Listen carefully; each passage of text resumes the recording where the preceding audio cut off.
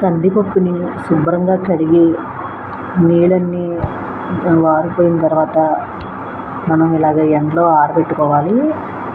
ఎండలో ఆరబెట్టుకొని అప్పుడు నూనె లేకుండా వేయించుకొని వేగిన తర్వాత ఆ వేడి చల్లారే వరకు ఒక 10 నిమిషాలు, పావుగంట ఆరనివ్వాలి.